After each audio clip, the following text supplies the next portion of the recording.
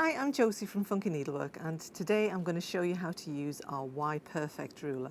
This is an amazing tool for your quilting and joining, and for all those people who like to have perfect joins and perfect quilts and are just a bit nervous about joining things up. So I'm going to use it on some hexagons first of all, and this is what you're going to end up with at the end. So you're going to end up with perfect quilts that are flat. Now actually I quite like the back of this. I'm going to show you this because I'm quite proud of that. How pretty is that? That is really good. I'm sure that at some point I'm going to do something with that, and I might even make that into the top of my quilt because I like to be different. There are no rules here. So I've got some pre-cut hexagons here just because they've got a very regular kind of shape already. And what we're going to do is we're going to join 3 hexagons together. And to get that, you often have a little pinch and a little bit of a flat thing. So on the Y Perfect ruler, I know that I need to have 120 degrees on this. However, if it wasn't 120 degrees, I'll show you how to do that in a minute. If it were a different shape, so I'm going to just put, there's a choice. You can either put a dot or a slot. You need a propelling pencil. And I'm going to use the slot, I think. And I'm just going to do a little crisscross there. Ooh, a little bit more pencil. That's it, a little crisscross there. And I'm actually going to do all of the corners at once because then I know that this piece is done. And I'm using batik. I really like using batik for this because it doesn't matter which side you draw on. And you'll see why in a minute.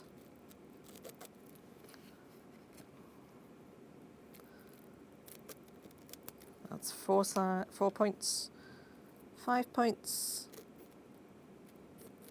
and the 6th one. Now we've done this ruler, we've made this ruler so that you can use it on any 2 angles, even if they're irregular, and it'll work really well on those. So I've got a couple of hexagons here that I've already marked. There's one, and let's have, what do we like? I like that one as well, that's a nice light one. So I'll have that one, and that one. Okay, so I'm going to need pins for this. You have to pin. There's no getting away from it. If you don't pin, it'll move, and there's no point in using the ruler. So what I'm going to do is on the first piece, I'm going to put a pin point through the crisscross. And then on the second piece, I'm going to get the crisscross again on that side. Now, if you want to, and you're clever, you can do it on the other side. There we go. So you need to put those exactly at the pins. Before I move it, I'm going to put one at the other side as well. Make sure that they're perfectly lined up. Now the reason you have this is I'm going to point them inwards so that they're like this. Now you're going to sew exactly from point to point on the sewing machine. I'm using a 1/4 inch foot, and I'm going to lower the needle in exactly where I want it to be.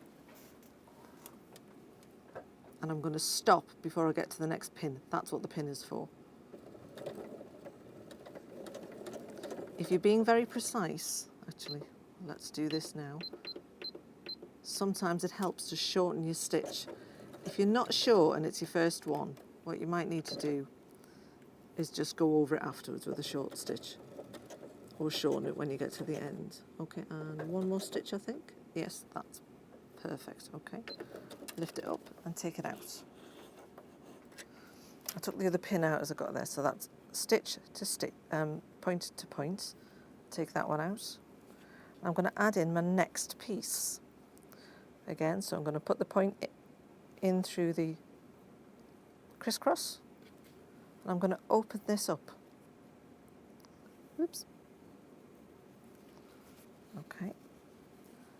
And I'm going to put it through the point on the next piece so that it joins up perfectly. Again, before I go any further, I'm going to smooth this along. Now you'll see there that this is on this side, there's no extra pleat, but this side you think, well, if I stitch too far I'm going to catch that, but you know you're not going to stitch too far because that's pulled back out of the way, and this is exactly where you're going to stitch to.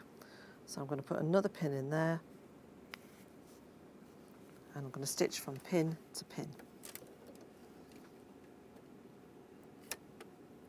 And it's having those markings there, that reassurance, that are going to give you those perfect little points and joins. So I'm just going to stop at the next pin. That's brilliant. Okay. Okay, take that pin out. Now I've got two pieces joined together, and this is the Y seam. This is the perfect bit. So I'm going to again use a pin at this third seam, pin all the way through, and I'm going to find the crisscross on that one, pin all the way through, pin at this side.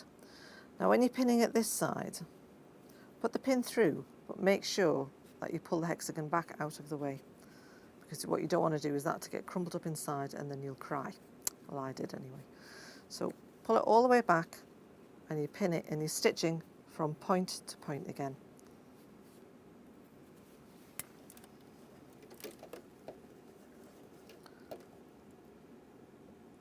You can see where the pins are. That's it. Perfect points have never been so easy as this. And you can just keep adding in more and more hexagons.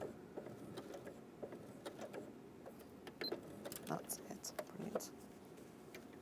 There we go. Okay, so this is the test really. So I've opened it out, and when I open it out like that, I should have, if you smooth all the seams in the same direction, so I'm going to smooth this one this way, and you should get a little hexagon in the back.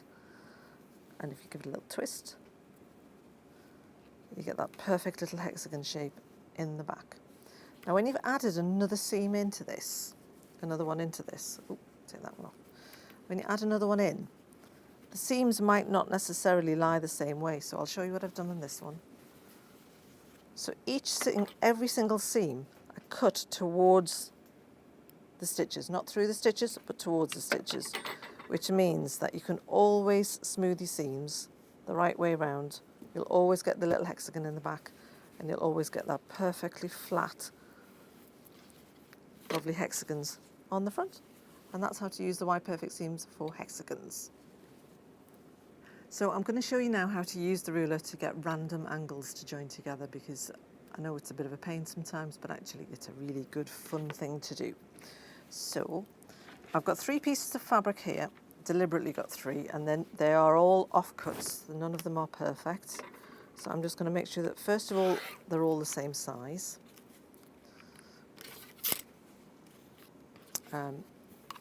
Not any particular size either, just the same size. I've just laid them on top of each other. And 1, 2, 3, and then that. Okay, so, and it's deliberately not particularly square. Okay, so then I'm gonna make this into a random Y sort of cut. Now, if you're doing something like this, you can use a little rotary cutter, or you can use just a pair of scissors or a pencil. I'll see what happens. I'm feeling brave today. So I'm just going to cut into it like this, and then I'm going to fold a piece out of the way, turn it around because I always want to be cutting away from myself, put a ruler on to the point and cut away, and then I'm going to undo this one, move that out of the way, and from that point, whoops, cut another one. Okay. Right, so I've got a random Y seam there. And you think, well, what use is that? So what I'm going to do is I'm going to have a blue one, I'm going to have a green one, and I'm going to have a yellowy one. Okay, and I'll join that together, this Y seam. So because well, we'll check first. There might be an angle on here that's perfect. I doubt. Oh, there is. Oddly enough, there's one that's perfect there. That's great. Well, we'll have that one. How random was that? Okay. And then for this one, there isn't. So I'm going to use the slots at the edge. So I'm going to put the edge of the ruler over the edge of the corner there, like that. And I'm just going to draw all the way off the edge of the fabric. And I'm going to join it at the same way, turn it round to make that join there. Okay, so I've got a corner there as well. And then I'll do this corner here. Who knew that I was so good at cutting random corners? That's it. And again, just off the edge to make that little crisscross. Holds all the fabric perfectly in place, and I've got 3 points there. I'm also going to do these corners here, the outer corners, because they're just as important, because we know that this is a perfect shape. So I will I'll draw that one, this one, the next one over, that way around.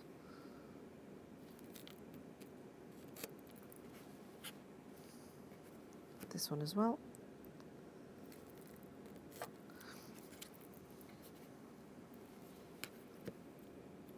A little bit tricky. I'll make you see, I can make all of these 3 shapes the same way. This is perfect for your offcuts. All the little bits that you think, I don't even want to trim it down to be in a square. Stash saver, no waste, absolutely brilliant. That's what we need. I don't believe in waste.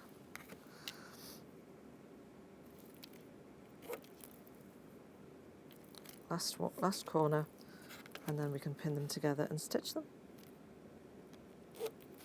Okay, so I'm going to put these 2 together first. So I'm going to pin from this corner through there. I'm going to do it on this side and make sure that that is lovely. That's all the way through. Before I pin that perfectly, I'll do the middle one, pin this one.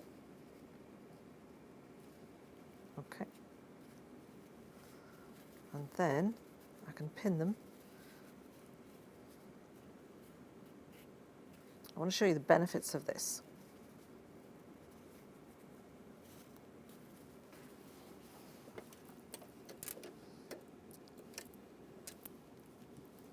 That's it.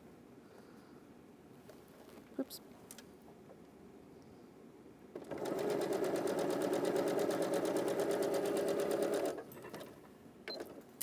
Oh, needle down. Fabulous. And I'll do from the middle out on this one as well. So I'm going to put the next piece on now. Pin it in. It's going from the middle outwards. That's fabulous. Pin the next pin in.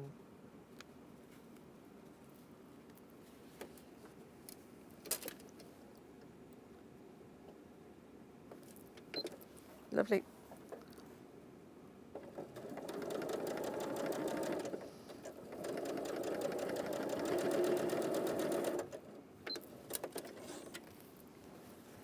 And then we've got the last one to put together. And again, the same way that we did earlier on with the hexagons. Pinch it in the middle, pinch it in the middle. Make sure you pull this one all the way out of the way so that it doesn't get tangled up. You're going to pin through the crisscross because you know when to stop then and when to start.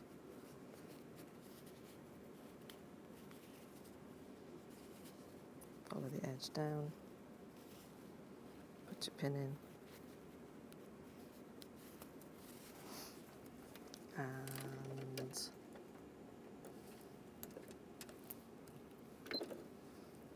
great.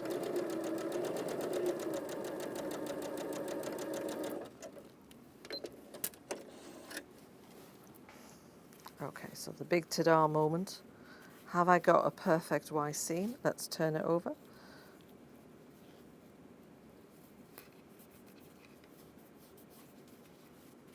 Yes, I have. Oh, yes, I have.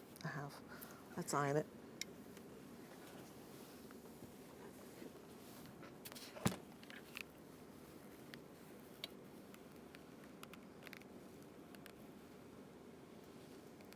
How perfect is that seam in the middle? Trim off your edges, square it off again, and you're laughing. So that is the Y Perfect ruler from Funky Needlework. Perfect hexagon points and perfect Y seams. Thank you.